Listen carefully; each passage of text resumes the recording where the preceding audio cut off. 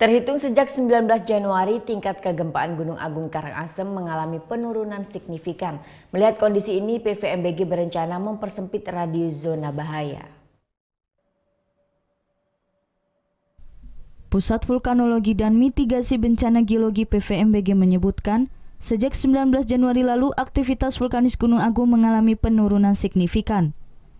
Tingkat kegempaan baik gempa hembusan, gempa vulkanik dalam, serta vulkanik dangkal menurun drastis, tak kurang dari 10 kali kegempaan setiap 6 jam. Jumlah ini jauh lebih sedikit dibandingkan sebelum tanggal 19 Januari, di mana jumlah kegempaan setiap 6 jam mencapai 20 kali gempa. Selain aktivitas kegempaan yang menurun, deformasi atau penggembungan badan gunung pun mulai menyusut drastis. Melihat kondisi ini, PVMBG akan melakukan evaluasi terhadap radius zona bahaya Gunung Agung.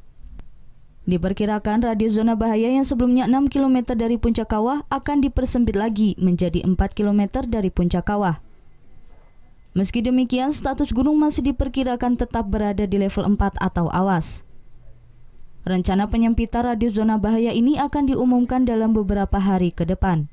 Minggu ini kita mengusulkan, kita mengkaji potensi bencana kalau terjadi erupsi hanya di dalam radius 4 km.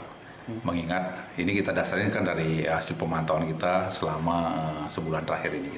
Status sendiri tergantung situasinya.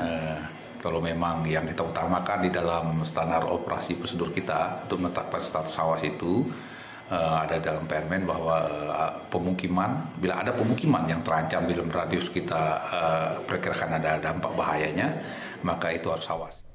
Sementara pada Selasa pagi, sejumlah tim dari IMF berkunjung ke pos pengamatan Gunung Agung di Desa Rendang, Karangasem. Dalam kunjungan ini, mereka ingin memastikan kondisi Gunung Agung untuk persiapan event akbar IMF Annual Meeting yang akan berlangsung pada Oktober mendatang di Nusa Dua. Tim Liputan melaporkan untuk NET.